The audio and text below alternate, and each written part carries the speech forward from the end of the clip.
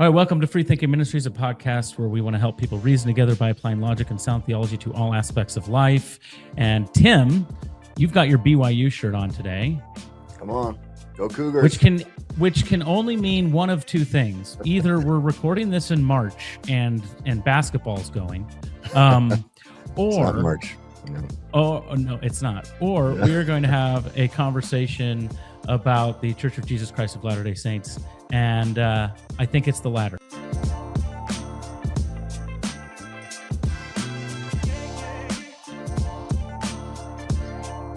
I see what you did there. It is the latter, regarding the Latter-day Saints, and that reminds me. I was in Israel with a bunch of guys. I was with Paul Copan, and I think we were at the Dome of the Rock on top of the I can't remember. I think that's where it was. And he said, "Do you know that this is no longer an Islamic dome? It now belongs to the Church of Jesus Christ of Latter-day Saints." I'm like, "What are you talking about?" And then he pointed to a ladder up there. He goes, "Let's see, it's the Latter-day Saints." I'm like, that's normally he's really really funny, but that was a bad. I think it was probably at the Church of the Holy Sepulchre, because there's a ladder. There's like the infamous ladder. That is where it was. Yeah, good job. Yeah. All right. You're piecing my memory together now. But all right. No, I just got back from Utah a couple days ago. Absolutely love Utah, and I absolutely love the members of the Church of Jesus Christ of Latter-day Saints. Really, when I started going out to Utah on a regular basis, like back in 2017, 2018, I was like, I'm gonna show you Mormons that you're all wrong, and I've just fallen in love with so many of them there. And we discuss our differences, but man, I think God has changed my heart to really have a love for these folks, and we get along so well because we're all seeking to follow the teachings of Christ, even though we're sometimes disagreeing with one another on it. But that is a goal that I know we all share. And so our guest today, I know, falls into that category. And so I think we're going to have a fantastic conversation. Yeah. So if our audience watched our live stream with Will Hess, I think a couple months ago, time flies. So I'm not entirely sure how long ago it was, but we discussed an argument called The Creation Dilemma, a little book that someone named Hayden Carroll wrote. We got it right there. And we created a live stream. Then we had a connection with the author, and we have been conversing back and forth over the last couple months, and now we get the opportunity to actually have a discussion. I want to be clear, this is not a formal debate. We're wanting to have a discussion, poke and prod at what we think might be a weakness or what he think might be a weakness. So I'm looking forward to this. I think it's going to be productive. We just talked ahead of time, and he enjoyed that live stream. He watched it. Tim, he told me he's read your article as well. So I think it'll be a productive discussion. So without further ado, let's welcome Hayden Carroll to the stage. Hey guys, thanks for having me. Hey, you bet, Hayden. Thanks for joining us. Of course. Man, I got to say, I was first introduced to your work around 2 months ago or so. I've taken 2 week-long trips to Utah in that time, and I ran into some of your disciples, as it were, your followers, and I met them at Frank Turek's event at UVU. Yeah, and I found those who were following your work to be different than what I have experienced over the past several years of multiple trips a year going to Utah. And one of the things that I've really tried to help people in Utah and members of the Church of Jesus Christ of Latter-day Saints to do is to think logically and to take logic seriously, to take reasoning seriously. I mean, I know we all agree with Isaiah 1:18, "Come, let us reason together, saith the Lord," and in James 3:17, where it talks from true wisdom from above is always open to reason. And I've never really experienced that a lot from when I go to Utah. However, things are starting to change, and I think you're playing a huge role in that, and it's just a breath of fresh air. I think that you've been one of the guys that's really responsible for this recent shift that I've noticed. And, you know, I would include Brian Osler and Jacob Hansen in that as well. But I definitely put you in the top 3 guys who I think is changing the culture in Utah, and I absolutely love that. So I just want to say thank you for your work. Wow, thank you very much. I wouldn't put myself in the top 3. There's so many. I think probably within the last, I'd say 5 years, I'll probably say since COVID, there's really been a takeoff. I think, I don't know if I would say it started, but Jacob Hansen, I would say, is at the spearhead of this. Yeah. I think he's the biggest and the most influential, which is great and good for him. And I think he's awesome. And I get some arguments from him.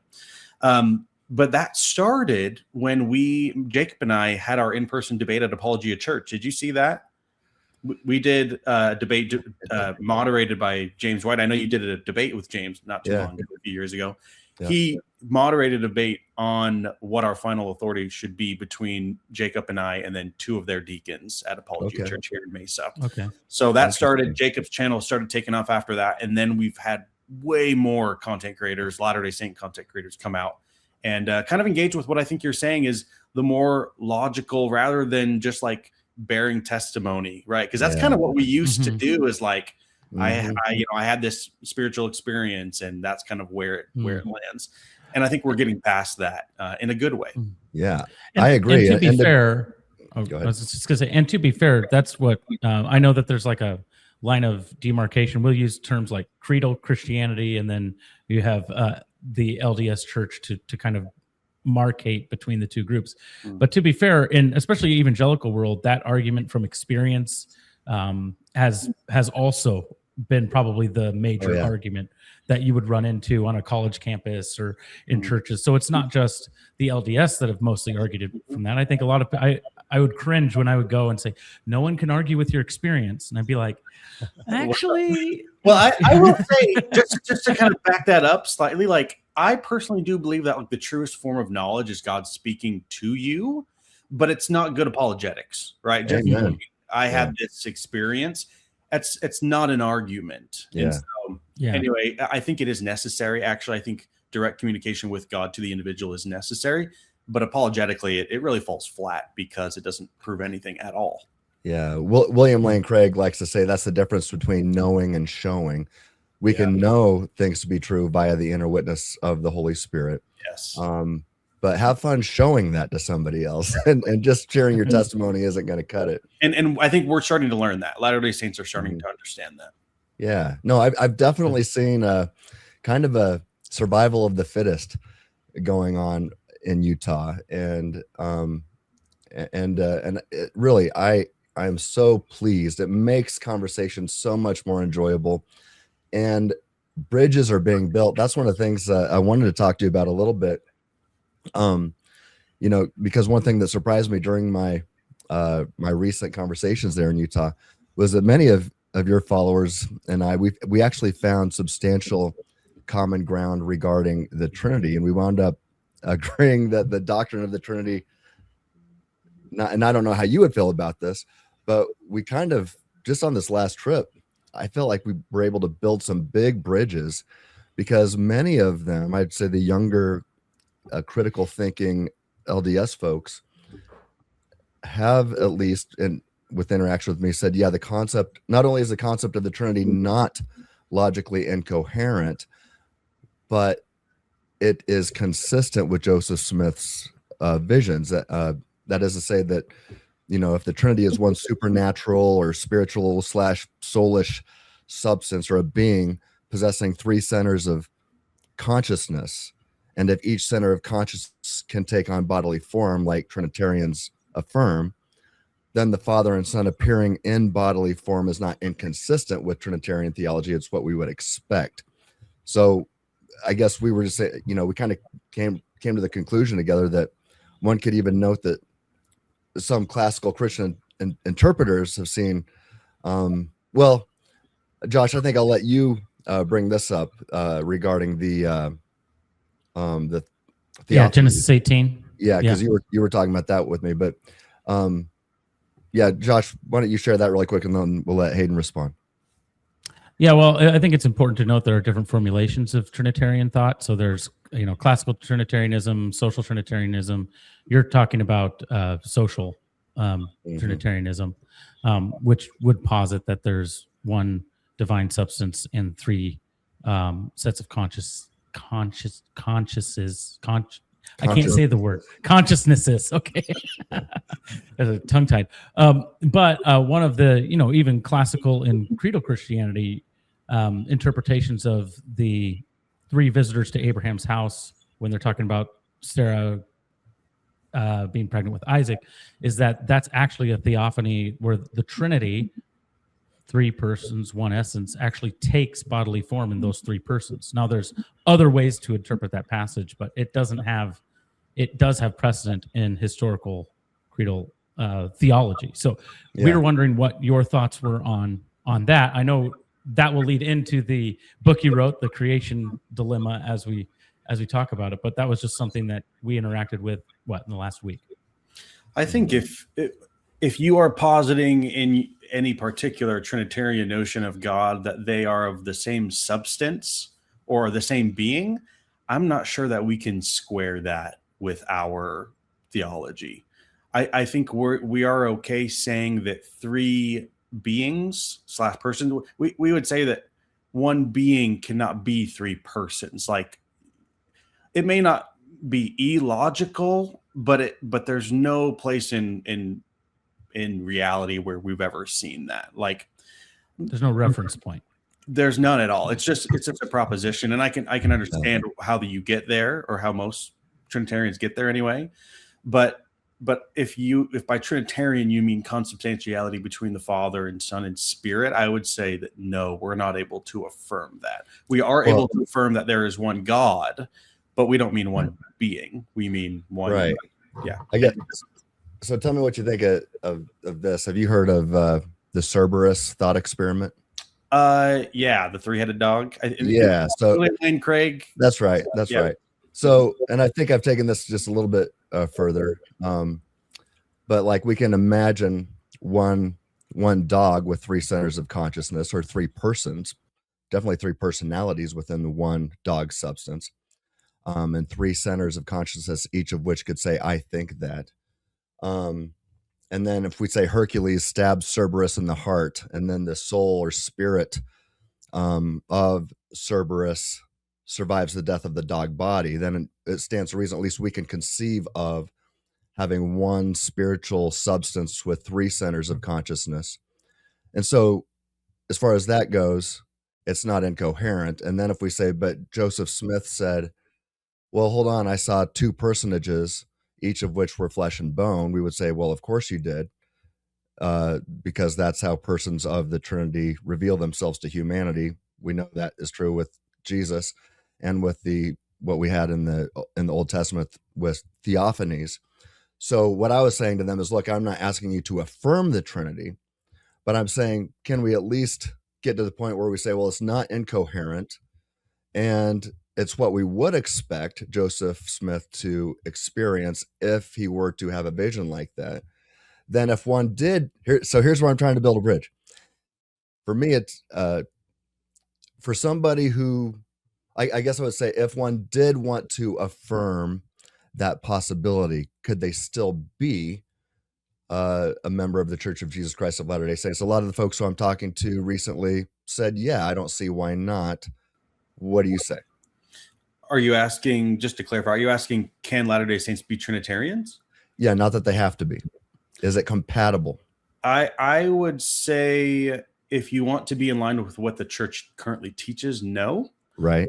But that's different than saying, can you be an active member in good standing if you are out teaching, right? Because if you went out and said the Father and Son are the same being, the church would have the right and the authority to charge you on that, essentially, and say that you're out of line, that you're in apostasy, that if you're trying to pull people away from the church's official stance today, that's not appropriate. But go ahead. I was gonna say that, but they could possibly hold it privately, but I think it would contradict what the church authoritatively teaches. I wonder if if one were to be philosophically precise and say, well, by being, I mean substance, while we're still affirming three separate persons and personalities, three different selves who can each say, I think that. Depends what you mean by substance, because we hold that each individual being, person, call it, is co-eternal, that we're all eternal. And so the person of the Father and the person of the Son did not originate from the same substance, that they are always separate and will remain separate. Yeah. So, I guess that's interesting. I'm just trying to see where we could build bridges, or if bridges could be built at all, and if there's anytime you ask us if we can accept the consubstantiality of the Godhead, I would say privately, potentially, but not if we want to be in line. The church is adamantly opposed to that. Okay. Interesting. Okay. Well, thank you for sharing that. Yeah. I think that'll provide some clarification to some of those who follow you as well, and who were having those conversations with me. And you see the particular dividing line between what we would call LDS theology and what LDS members would call Creedal theology, and what we would just call, orthodox Christian theology is what we would call it. Sure. Classical theism, is that a fair? Yeah. Okay. Yeah. Kind of. I think classical theism has a little bit, that has some metaphysical implications beyond that, but okay. Yeah. But yeah. So there is obviously a divide there. Tim and I were joking, and we're going to move to the creation dilemma here. But Tim and I were joking earlier as we were talking on the phone that I don't know. Did you follow when the Secretary of War or the Department of War? Oh yeah, yeah, briefly. I didn't really. Was it? Oh, who was it? The governor of Utah or somebody made a stink about it? One of it the was a there. senator. I think it was a senator from Mike Lee. I think that's right. That's right. Yeah, and but they still included like Jehovah's Witness and the Church of Scientology or Christian Science, not Church of Scientology, as Christian. And so Tim and I were like, well, if you're going to remove LDS, you might as well. You can't keep those. It doesn't. If anything, it doesn't seem like a consistent list. No. But that's all dependent on what's the definition of a Christian. I might be actually curious to know what your guys' accepted definition of that would be of Christian. Well, there's different definitions, right? I mean, if somebody asks me what is a Christian, I say it's a committed Christ follower, right? Somebody who is committed to following everything that Jesus said, taught, and exemplified, including his handpicked apostles who were going to write the Apostolic New Testament. Now you guys would affirm the same thing, right? You strive to be a Christ follower as well. So now, to make the distinction, that's why I think the LDS Church should have been included on the list. Even if I were going to say, but I don't think that's true Christianity in a more robust sense. And here's why I think the Trinity is vital to affirm, why I think saying that Jesus is the second person of the Trinity is vital to affirm. But those are different issues. And, when I first gave my life to Christ right before my 4th birthday, I didn't understand the concept of the Trinity whatsoever. Does that mean I wasn't a Christian? But that, how would you define Christian? I would, similar to your first definition, a person who is doing what they can, whose intention is to follow the man Jesus Christ is taught of in the New Testament. Because I don't know, if you've been following Latter-day Saint apologetics, you would know that our big issue is like the post-apostolic definitions in the creeds, right? That's why we say creedal Christianity. It's that we would say that without apostolic authority, that some assumptions were made, including early Greek metaphysics and thought and philosophy, that essentially corrupted the nature of God, right? That's why we reject the Trinity, because we don't see a need to affirm necessarily hard monotheism. And so I don't have an issue, though, saying that even these creedal Christians are actually trying their best. As long as they're being genuine, that they're trying to follow Jesus Christ. And so, we wouldn't gatekeep, and we kind of tease people who do gatekeep it. And we basically say, where did God say what you're saying? right? And I would push them farther. I would say, where did Jesus Christ teach the Trinity, right? Where did the apostles teach the Trinity? The homoousis, or the consubstantiality of the Father, Son, and Spirit, didn't come from the apostles. And so I guess, well, yeah, I'll just leave it there. I would say I'm not Jesus. Right. And I'm not going to press you to get into this now.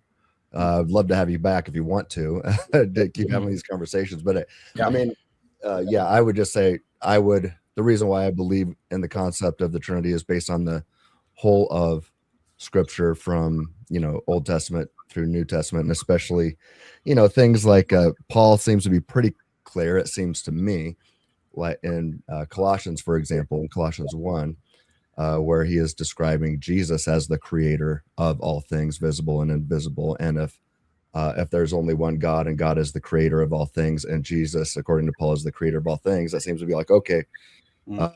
And if Jesus is not the Father, but the Father is God as well, then we're like, okay, well, we're left with one being or one substance with three persons, as long as that's not logically incoherent. And so, because I will not affirm anything that's logically incoherent.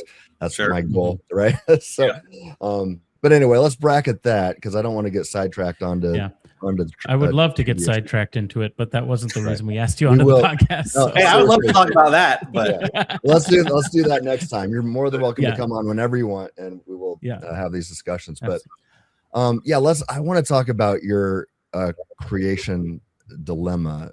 First of all, very unique and thoughtful. Are you a philosophy student, or have you ever been? No, I'm just a dad who does this for fun. Just a dad. Well, you're quite philosophically inclined. I will say I'm not a philosophy student, but I have worked in Latter-day Saint church education for 10 years. So I do theology, but not philosophy, really. Yeah. Okay. Well, yeah. I mean, I don't think you can do one without the other.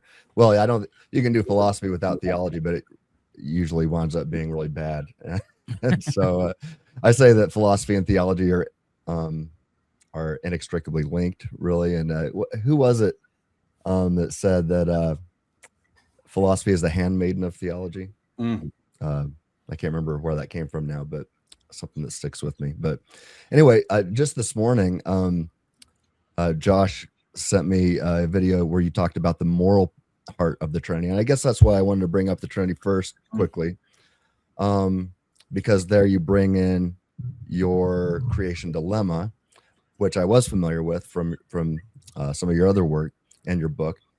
But yeah, I guess while we're still kind of connected to the Trinity, I'll just ask you this. Do you think your creation dilemma is a refutation of Trinitarian theology specifically, or is it really an argument against certain views of creation, foreknowledge, hell, and divine goodness? That is, what exactly does the Trinity have to do with it, do you think?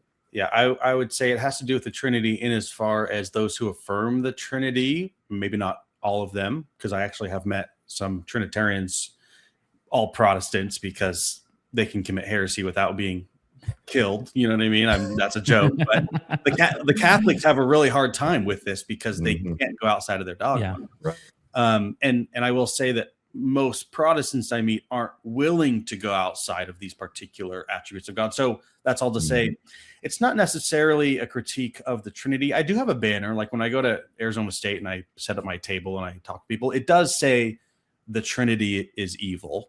And the only reason, and that's to draw people in, because if I said, perfect being theology is evil, like, people don't know what I'm talking about, they're not going to sit out. But when I say something that's familiar to them, and to be fair, again, most Trinitarians I talk to will affirm particular attributes of God, and that's what I'm critiquing. So no, my answer to your question is, I'm critiquing any God, and this may be the case for Islam and Judaism as well, who affirms that God knows the future, is all powerful, is unbound, creates from nothing, and where people go to hell. It's those attributes. So if you accept that as a Trinitarian, then yes, but if not, then no. Yeah, I think you'd have a hard time, like if you were going to go to, say, the Evangelical Philosophical Society conferences that go on every year with that. I would say that those kinds of statements would get excoriated, because you'll find just so many different evangelical Protestant Christians who are philosophers who take so many nuanced positions. But I'll say this. I do think your creation dilemma is very strong against particular strands of Protestant Christianity. I think it's very strong against many of the Protestant missionaries that go to Utah in an attempt to convert you. And I would say I think it's a strong argument against Calvinism. Yeah. And the Calvinists, they kind of just bite the bullet. And actually, the way that I phrase it is the book is not really written to Calvinists, because Calvinists read the book and they say, yeah, so what? They say, my God does that, and he's still good, which actually just, is addressed in the book. It's God has these attributes and people go to hell. And they add another layer that you guys know that in a way, the way that I say it is God wants them to go to hell. Yeah, I'm not saying that all Protestants believe that. That's not my argument. So anyway, that's true. That's fair. It's stronger on some worldviews than others, for sure. Yeah. It would seem to me it's probably strongest against Catholicism is what it would seem to me. That's right. That's right. Yeah, it is, because they have no wiggle room. Yeah. Well, we are not Catholic, and we've expressed why we love the Catholic Church, but also why we are not Catholic. And there's reasons for that. But so let me ask you this: is your argument, you think, really about creation ex nihilo? Because suppose I abandon creation ex nihilo tomorrow, and I don't know if you're familiar with the different theories of the soul, but there's one view called traducianism. Are you familiar with that? Okay, so I would say that your argument would work, it seems to me, against some creationist views of the soul, which I have some good friends who would hold that, and I'd like to hear their thoughts on this. Like Dr. Joshua Ryan Ferris is a well-known creationist, but I'd say most Christian philosophers writing on the subject today, like me, J.P. Moreland, Eric Hernandez goes out to Utah quite a bit. We lean traducian, and that means that souls arise through human generation rather than direct divine creation. So I know this is brand new to you, but do you think your argument would work against even a Creedal Christian who holds to this traducian view that says God does not create all souls ex nihilo? And in fact, they would even say the first soul, Adam, if you're going to say Adam and Eve were the first two human souls created in God's image, even those wouldn't be ex nihilo because it would have been from the image and likeness of God himself. But then every other soul that exists would be contingent in the fact that it was based upon the free choice, at least most of the time, the free choice of parents getting together and providing offspring. So with that, no, it's brand new, but what do you think? Do you pronounce it traducian? Is that how you say it? Yeah, TRADUCIAN, I believe. I assume that's the last name of a guy who made it popular. Good question. I don't know. I'm just curious. I'm not sure on the etymology of it. I think it might just be explaining the position. I think Tertullian was one of the originators of it. Okay. I will say, let me preface my thoughts on this by saying that, again, I think outside of Roman Catholicism, I've never pressed Eastern Orthodox on this. I actually don't know how bound they are by their council.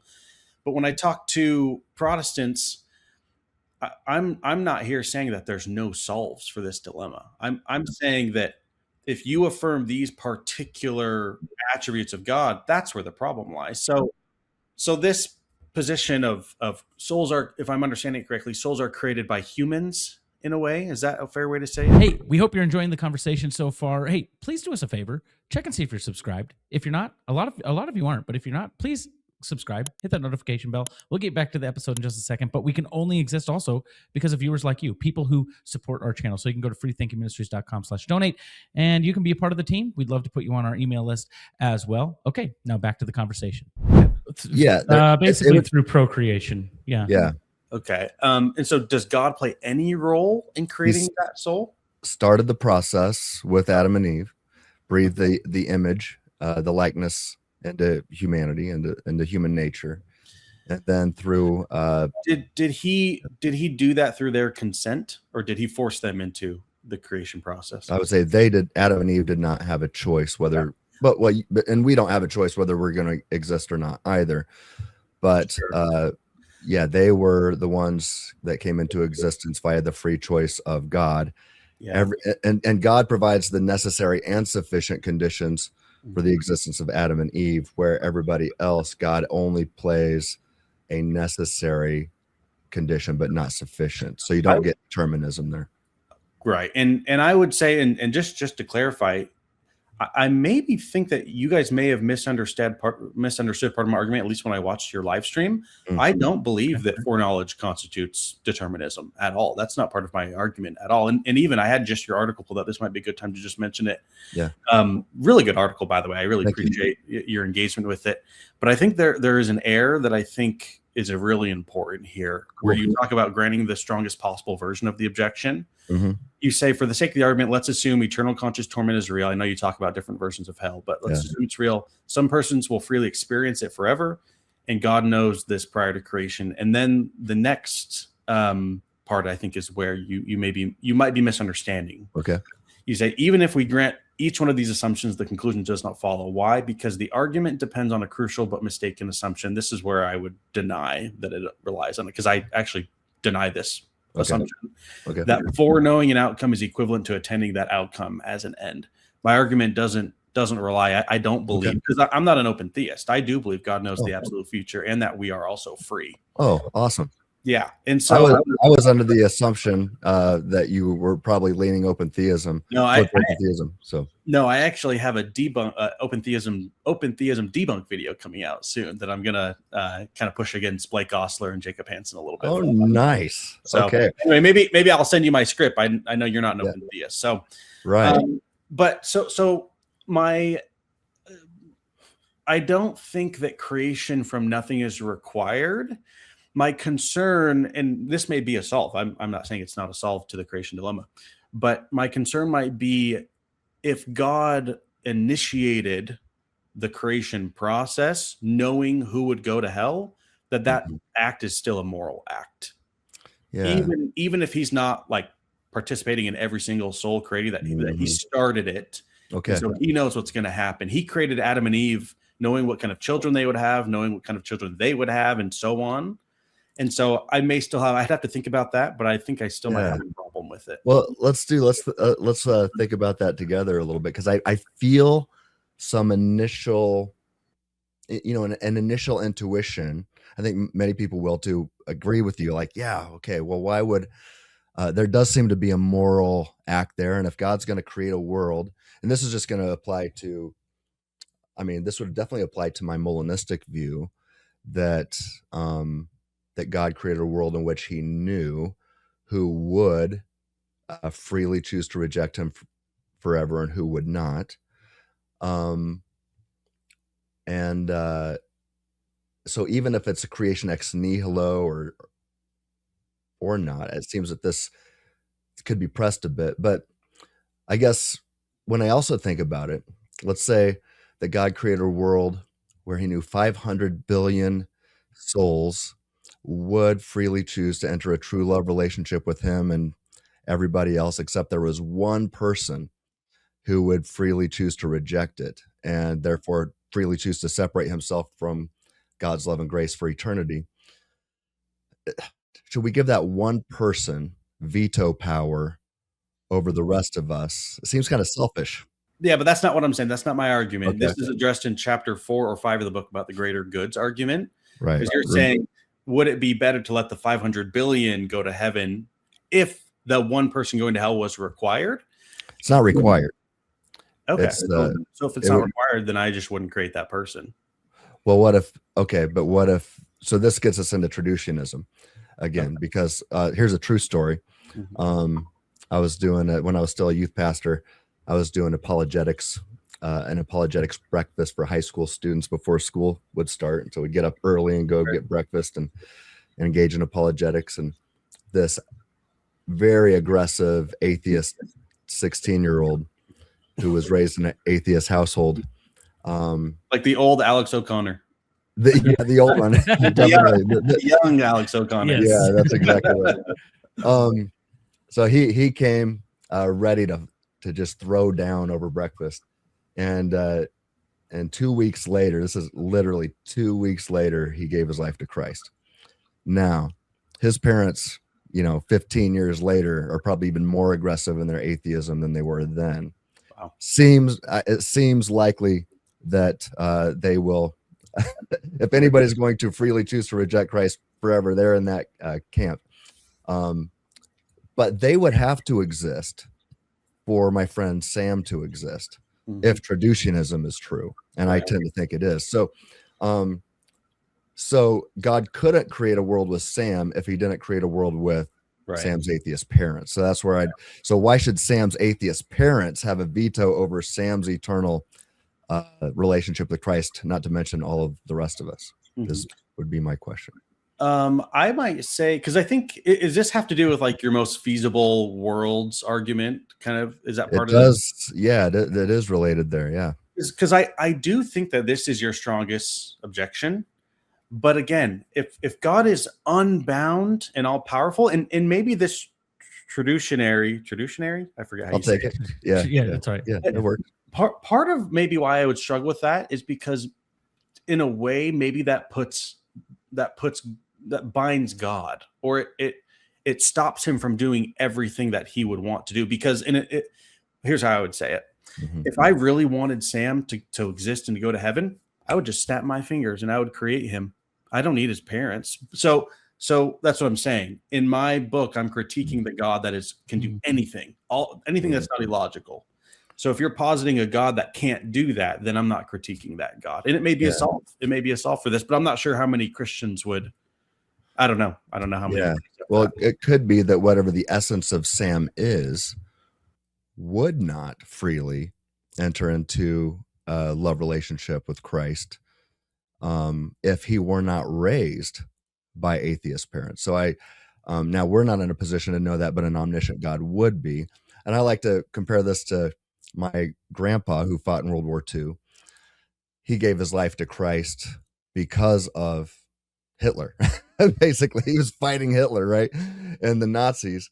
And he saw such horrible evil that he bent the knee and gave his life to Christ. It could be the case that my grandpa would not have come to Christ under any other circumstances, and God created the one feasible, freedom-permitting world in which he knew that he would, but that included Holocausts and Nazis and things like that. Also, when I look at 2 Corinthians 4:17, Paul says these light momentary afflictions prepare us for an eternal weight of glory beyond all comparison. We're looking at all this pain, evil, and suffering that's going on here that actually prepares us. And I think actually prepares us to live as free people, as free saints into the infinite future, who could rebel like Satan did, but never would, because now we're too smart for that. But anyway, I think I see what you're saying about, well, why can't you just snap the fingers and bring the essence of Sam into existence? But part of what makes Sam is the fact that he was raised. And to me, that position kind of like binds God. It's like, so you're telling me God couldn't create Sam in some other way? And well, and just add. I think there's. Oh, go ahead, Josh. Yeah. Oh, I'm sorry. I was going to say, I think there are some instances, especially within mere Molina's framework, these feasible worlds where God is bound by certain variables. Sure. And so, like, that's why the word feasible is in. Is there a world in which? Yeah. Is there a possible world in which God creates only people who know and believe in him, right? Well, that's a possible world, but it's not a feasible world. And so I think those constraints, there is some constraint. at least from the view of the Molinist perspective. Now, that would not be the same for Calvinism, Right. and open theism tries to get around that by just saying, well, the only feasible world is the one where God doesn't know the future. So I think that's maybe where the conversation exists, is that, yeah, there are some things where God either decides to constrain himself or is just constrained by the feasibility of those certain worlds. Sure. This reminds me of, I think he commented during your live stream. His YouTube is like Thoughtful Theology. His name's Taylor, really good Protestant guy, probably one of the nicest Protestants I've ever talked to. Him and I have had a couple conversations on his channel and on mine. And him and I had a conversation like this, and we talked about, if God, this is where I thought you were going, actually, Tim, with this, where Taylor proposed that, what if God could only create a world, or what if God created a world where there was, say, 500 billion that was saved, but in order to do it, it was necessary for the one person to be damned? But are you not saying that? Because in a way, kind of my response was going to be, it seems like God is just using Sam's parents and then discarding them, and because he knew that they were going to be atheists, but he did it to bring about Sam's salvation. No, that's a good point. So I'm worried about him not willing the greatest good of his parents, even though they had free will. Right. I'm not saying he caused them, but I don't know. No, that's great. The heretical thing, by the way, I always say, and Joseph Smith said that it's better to be a heretic than to be wrong. So I'm gonna say this. If and I say this all the time, and people are upset when I talk like this, but I just to prove a point. If I was God, if I was all powerful, unbound, all knowing, I would only create people, unless you want to say I'm bound by whatever. I would only create a world where I knew that people would follow me. And if I have to do that one person at a time, I'm going to do that. I'm going to visualize a world where I create Sam, and I'm going to look into the future or whatever. And if I see that this Sam was going to go to hell, he's going to reject me, then the most loving thing to do, according to Jesus in Matthew 26, when he's talking about Judas, it would have been better for me to not create Sam. It would have been better for Sam if Sam had not been born. That's what he says about Judas, right? And so all I'm trying to say is, if God is truly all-powerful, truly unbound, that's the God I'm critiquing. If you want to posit a different God, then this book doesn't apply to it. So anyway, but I appreciate what you guys are doing, actually. And, I appreciate what you're doing too. I really do. Let me wrestle with what you've said here. So I'm trying to imagine what it would be like to just create all of these essences ex nihilo, one by one. And I think God, does that include like importing memories, fabricating? Yes, that's the thing. If you're unbound, you can do anything you want, right? So, okay, so the key here is, what do you do to keep libertarian free will or agency? Sure. So I posited this in a academic journal article, as well as a couple books now. So for all we know, God created the one feasible, freedom permitting world in which evil is ultimately defeated and everyone who's not trans world damned is saved. And so it's very similar to what Dr. Strange did in found the one. The 1 out of 14,605,000. Similar, not a perfect analogy, but is that Dr. Strange up on your bookcase? Oh yeah, cool. Right up there. I'm a nerd. Okay. Yeah. So if God created the one feasible, freedom permitting world in which evil is ultimately defeated and everyone who's not trans world damned is saved. Now, first of all, that leaves the door open to what I call Molinistic hopeful universalism. And I do like to say, as a Molinist, I am a hopeful universalist. So I don't reject it outright. I just don't think it's probably true, but I'm willing to keep it on the table of possibilities. Other Christians are, I should say Trinitarians are outright universalists. I have some in my family. And then there's, the other versions of hell as well, like annihilationism, or I think, C.S. Lewis's Great Divorce view is very similar to what is often described to me as the lowest view, or the lowest level of exaltation, right? What's the lowest? You got the 3 levels? Celestial, yeah. I think it's very similar to that. In fact, in my last trip out there, I was talking to an LDS apologist, and he actually refers to the telestial as hell, and then says the outer darkness is much worse, but not, hardly anybody there.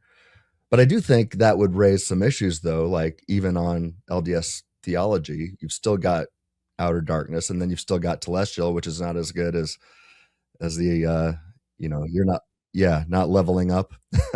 And so I think go ahead. I was gonna say I think there may be some misunderstanding. Maybe correct me if I'm wrong. You made one comment, just like a passing comment in your article about Latter-day Saints like kind of being universalists. Oh, where I probably is it? did.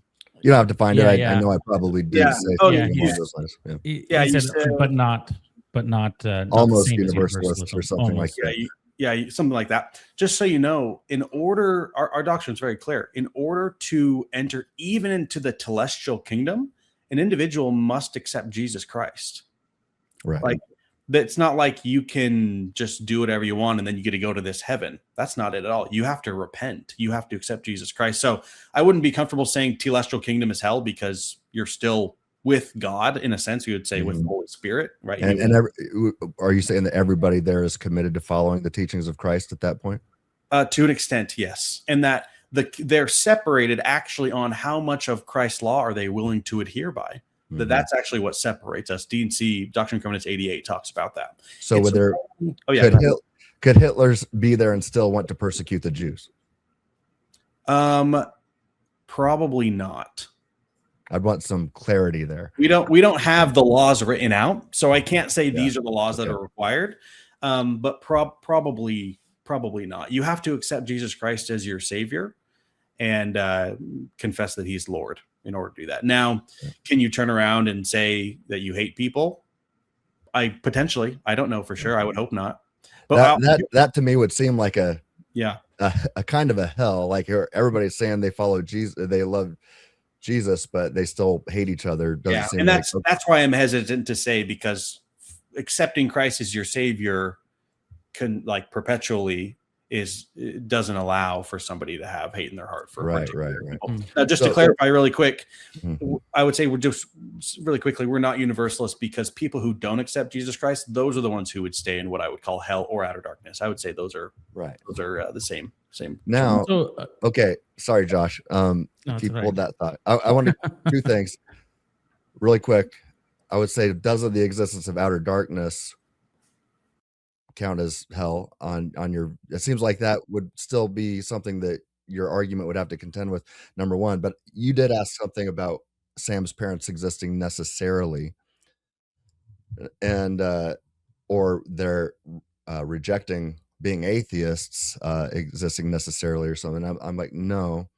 On my Molinistic view, God does not. There are no antecedent conditions sufficient to necessitate that Sam's parents are damned. That is their own free choice, and if it's free, by definition, it's not necessitated. And so there is nothing that actually exists that deterministically prevents Sam's parents from coming to Christ. So that by definition means it's not necessitated. But it could be the case, say, that God knows if I create Sam ex nihilo in heaven, he's going to rebel like Satan did. And so we have examples in Scripture of creatures created ex nihilo in a perfect state of affairs, and they rebel. And so God knows, he could know that that's true about humans too. So it could be the case that even if he created you, let's say he created you and me and you in a state in that heavenly state of affairs ex nihilo, like he did with the angels, that I wind up being like Satan and rebelling. But God knows if he creates me in this world where I can learn from the evil of others, and my grandpa learned from the evil of Hitler, and ultimately led me to Christ, and I don't know how many people I've had influence on. God knows all these counterfactuals, you see, and so he knows the best world, even if that includes a finite amount of evil and suffering, even if that includes some people freely choosing to reject him forever. But I'm still a hopeful universalist. I struggle with that, because that, to me, that seems like you're like God cares more about your grandpa than he does Hitler. Why? Because he knew that in this particular world, Hitler would go to hell and your grandfather would go to heaven. And it's like, right. But why not make one where they both go to heaven? Well, because that might not be feasible. So underneath the possible, that filters down to feasible, which factors in free will agency. And underneath feasible, then there's a bunch of things that God cannot do if he gives real free will. Is it possible, though, that God could have created a person, call him Hitler or whatever, where, and here's where you really boil it down, that this is my analogy I gave to Taylor. Could he do it one at a time? And if you want to say no, I would just ask why. Why is that? Like, why can't God know the future enough to say, hey, if I create this one person, I'm going to raise them, I'm going to mentor them, I'm going to be with them all the time. I'm going to, they may sin, but I'm still going to sacrifice myself for Jesus Christ. It's likely he did that with the angelic realm. Let's just grant that he did that with the angelic realm. And I think what Paul is talking about in 2 Corinthians 4:17, talking about pain, evil, suffering, and how that prepares us for eternity. And so we see that suffering and affliction is actually a blessing, even though I hate it. Well, that person can struggle still. I'm not saying they're going to have no struggles. I'm saying, if I'm all powerful and unbound, I could imagine a world, and it may not just be one person. Maybe I'll make a couple, or maybe I'll make a little family. Maybe they just live in a stadium, right? They don't have to live in a world. Mm-hmm. I'm going to put trials in there. I'm going to test them. But I know that the individuals who I created, or the individuals, say I created the parents and they had children and they created their souls or whatever, that I knew that they were all eventually going to accept Jesus Christ. We'll say it like that. Freely. Like, okay. Why not just create a bunch of little worlds like that where I know that the individuals are going to do it, rather than like cousin Tom in the stadium, he's going to go to hell. I'm just going to not create him, or I'm going to create this family in a way where I know. Does that make sense? Mm-hmm. Again, I'm critiquing the unboundness and all powerfulness of God. And if you want to say, well, that's not possible, well, now you're talking about a different God, essentially. Well, okay. So yeah, we do talk about how there's things that God cannot do. He cannot create a married bachelor, draw a triangle of four corners, or force a free creature to make a specific decision. Once he forces that, it's no longer free. And so then an omniscient God is in a position to know, a unique epistemic position to know that we aren't. So we can only speculate. If he were to create individual souls one at a time in a suffering free, or even a specific kind of suffering state, he knows who would eventually rebel like Satan and the demons did, and who would not. And it seems to me, with 2 Corinthians 4:17 in mind, that this world is the one that produces the most who will eternally be prepared for heaven, be prepared for what I call the constitution of heaven. Now, again, we aren't in a position to know that, but an omniscient God is. And so we can, I say, well, we can trust him that there's a reason why he created this world with all the pain, evil, and suffering in it. Now, don't you think you have at least somewhat of the same view, especially since you affirm our freedom and God's omniscient knowledge? Mm-hmm. I'd say, would you say prior to forming this universe or this world? Absolutely. So you're what I would call a Mormonistic Molinist. Okay. I would call you a mere Molinist, and it's compatible with LDS theology.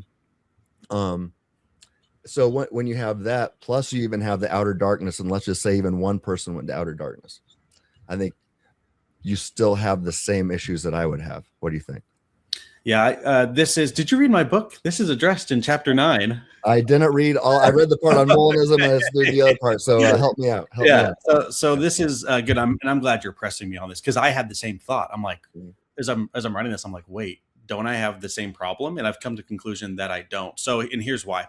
As I press you on, or press Protestants on this issue, that's what I say is what I've been telling you guys is, if God could have done it another way, and he chose not to, and you have people going to hell, like, that seems to be problematic. How can you say that your God wills the good of these people who are going to go to hell, who he knew were going to freely choose to go to hell, we'll say, but he chose to create them anyways? And chapter 4 is the greater goods. And that's kind of, I kind of hear greater goods argument here that God had to create or wanted to create a world where the most amount of people could be saved. But that assumes that he can only create one world or one creation cycle, right? So there's a lot of assumptions there. For Latter-day Saints, and so I press them, I say, are you willing to say that God is bound? And 99.9% of the Christians I talk to say, no, God is unbound, right? That's required. That's a necessary attribute of his character. He's unbound by what? He's not controlled by anything outside of himself. They would say he's bound by his character.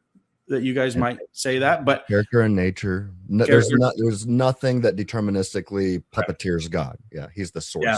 Puppeteers, I don't mean controls. I just mean like he doesn't adhere to anything outside of himself. Like he is the end all be all. Like, the buck stops with God. Definitely the buck stops with them. Yeah. But I mean, I contend that an omniscient being always acts in accord with his knowledge.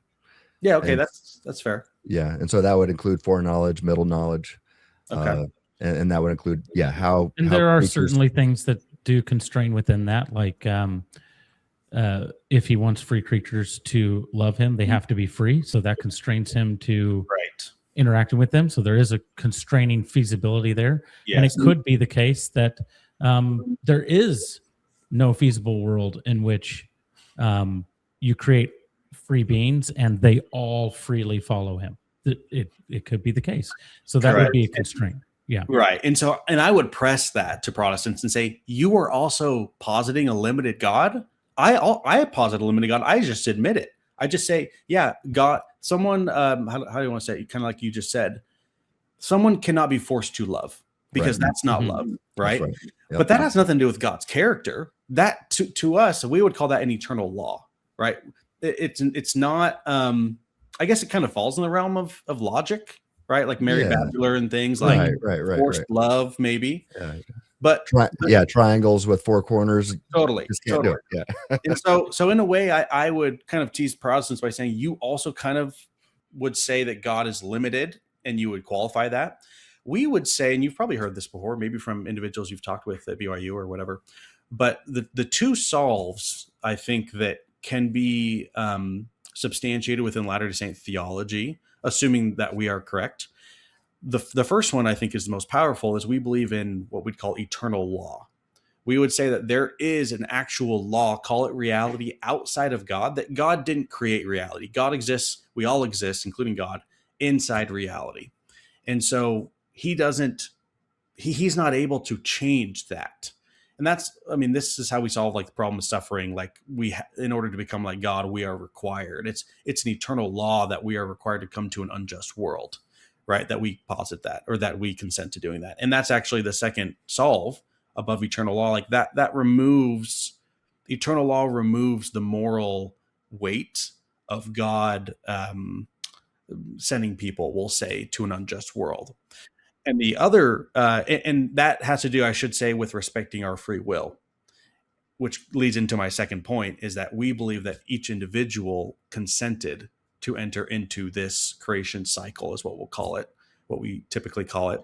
And so it's not God forcing us. The reason I think creation ex nihilo is powerful, and again, I'm not saying it's required for the argument, but the reason why especially Catholics will struggle with this is because if God's creating you from nothing, you didn't consent to be here. And so what I will say to Catholics mostly, and to some Protestants who accept that and aren't willing to budge from that, I'll say, if God created me from nothing and I live my life and I end up rejecting him and I go to hell, I'm going to look at God right before I step into the gates of hell to be eternally tortured and say, if you loved me, why did you create me? If you knew that I was going to be like this, that I was going to reject you, why did you create me in the first place? And so the consent of the pre-existence is what I would say, or pre-mortal life rather, is what solves us. So eternal law and consent that we chose to be here. It's not like we're forced into this. Let me ask you this. Yeah. I want to get clarity on the eternal law.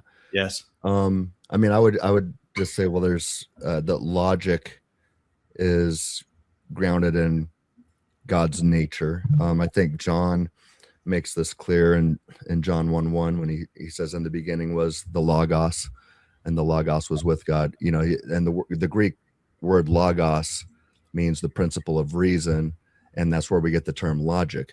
So John is saying in the beginning was the logic, and the logic was God, and the logic was with God. He was with God. So he's calling Jesus the logic, saying you can't make sense of reality apart from him. But I would just say, if you want to call it the laws of logic, God cannot do the logically impossible. So let's call that the eternal law. That means God can do, that means he's omnipotent and can do all things possible, all things logically possible.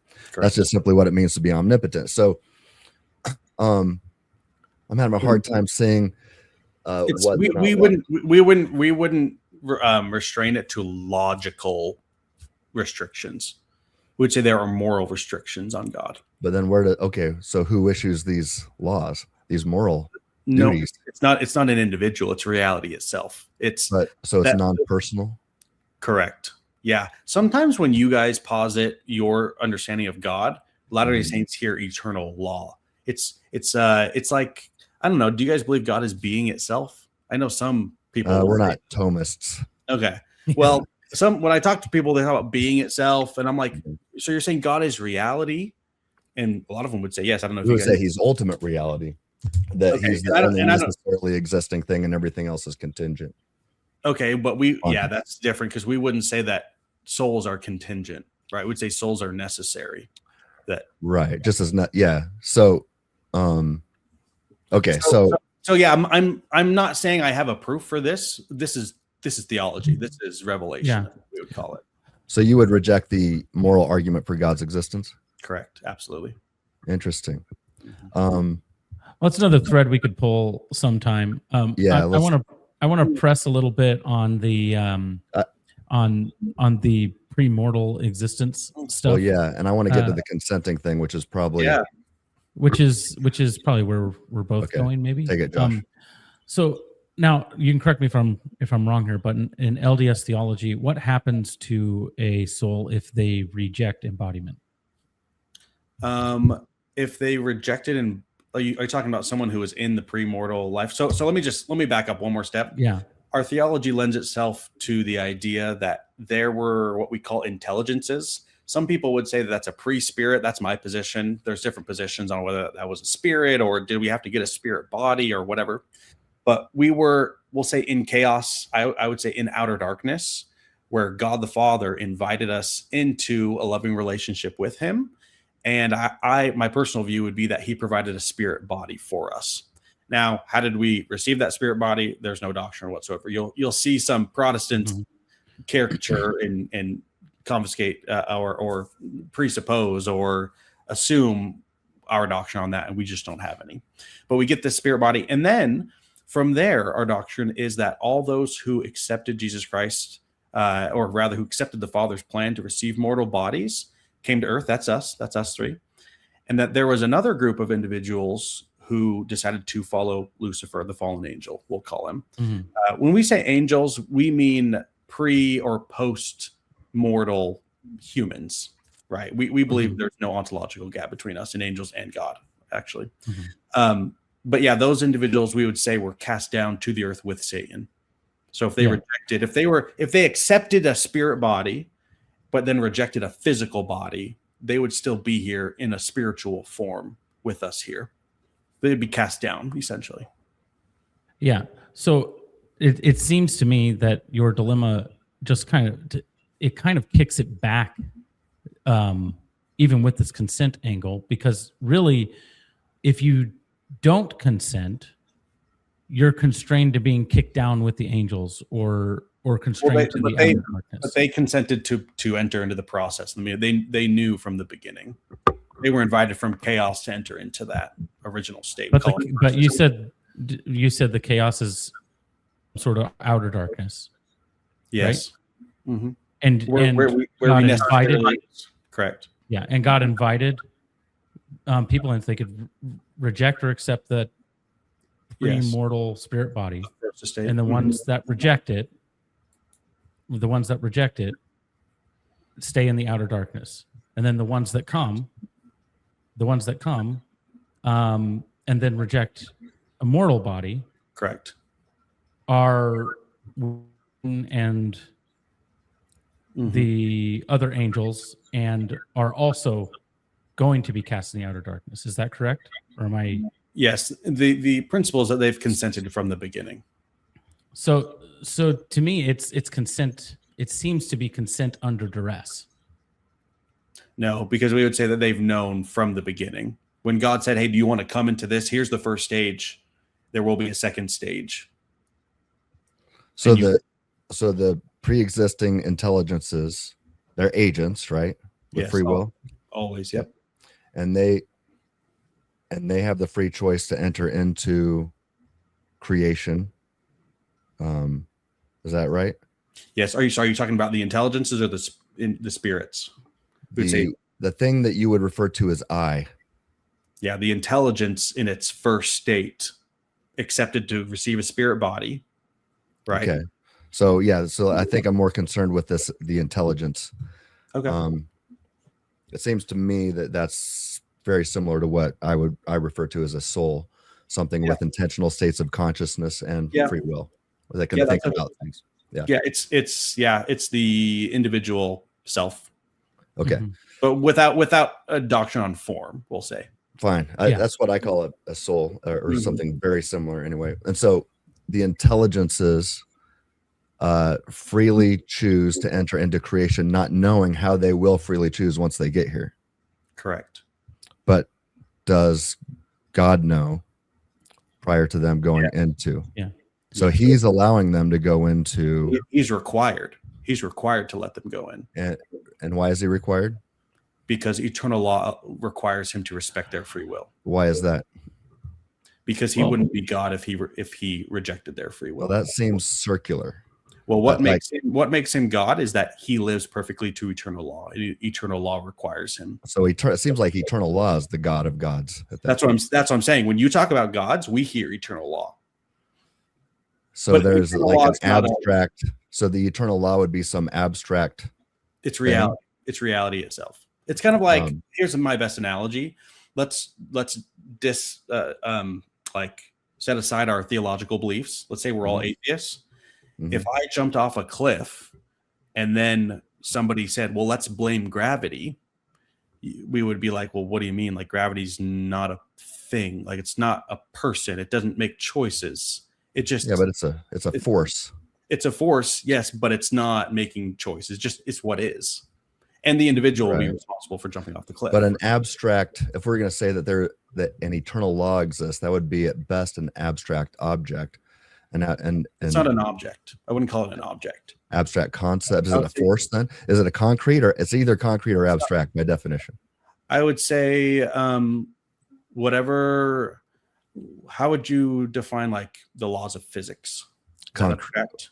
I mean, so the laws of physics describe forces that are concrete in nature. They're not abstract. Okay, yeah, then we can call it that. Then it's just whatever reality is.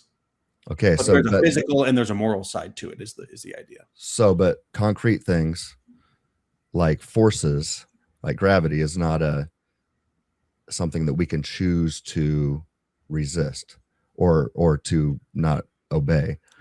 It is so. Concrete reality stands in cause and effect, where abstract doesn't.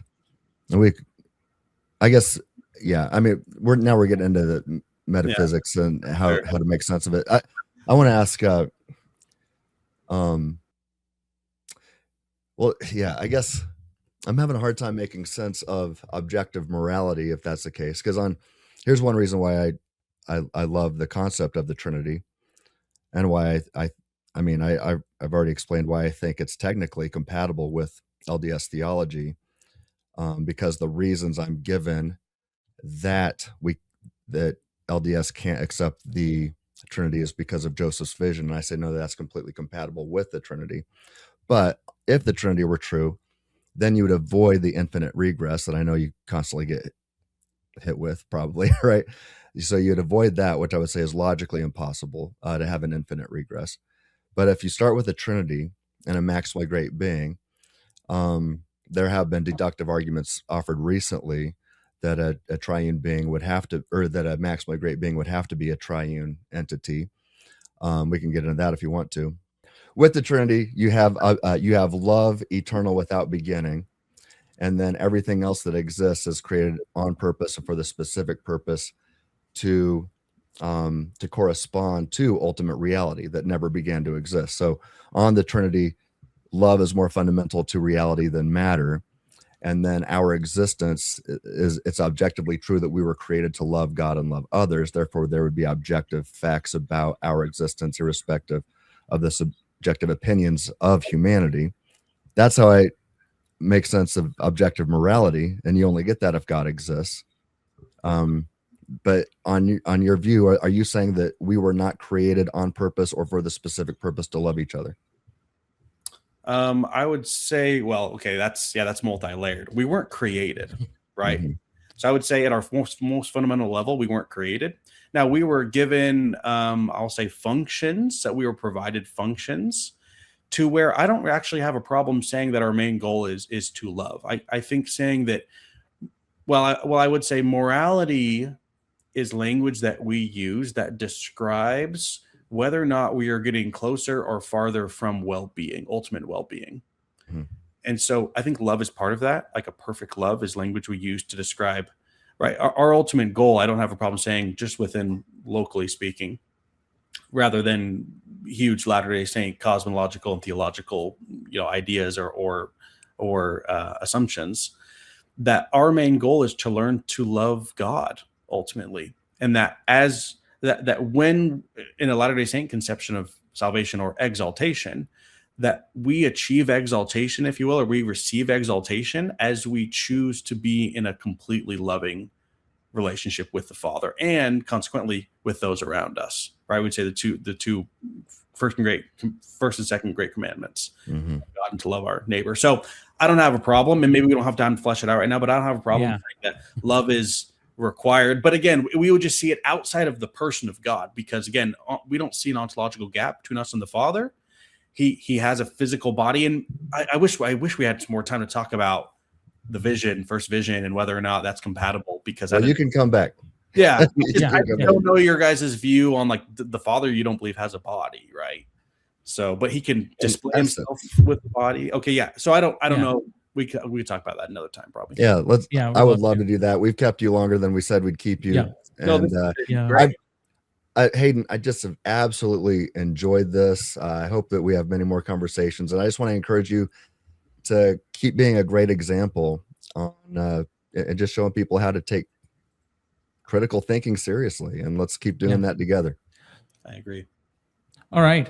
Thank you for joining us. Hey, if you like this video, make sure you like it, share, subscribe to our channel, FreeThinking Ministries. Go to Let's Talk with Hayden Carroll, right? That's your channel. Mm-hmm. That's right. Go really quick. Sorry, I just wanted to say thank you so much for having me. You guys are just as pleasant as I expected you to be, and rigorous in your thinking as I expected you to be. And I do also agree that I hope we have more conversations moving forward. Amen. Yeah, Amen. I'm sure we will. Hopefully this is a start of a long and productive relationship. It'd be great to continue to hash things out. As we close here, I think one of the things we were going to ask at the very end, which we didn't get to, was assuming your argument holds, it's not really a proof for LDS theology. But you're just offering that LDS theology can make sense of. Correct. Can make sense of, right? Yeah. So then we would compare, okay, whichever theologies can answer this dilemma, which one is most parsimonious with ultimate reality and what is really real and truly true. Is that fair? Absolutely. Yep. Okay. All right. So go to Hayden Carroll's channel, give him a subscribe. I'm sure we will have him on again, or maybe he'll have us on his channel next time. Yeah, fun. He could steer the conversation. So thanks again for joining us, and make sure you give us a follow. God bless. And as we always say here at FreeThinking Ministries, stay reasonable.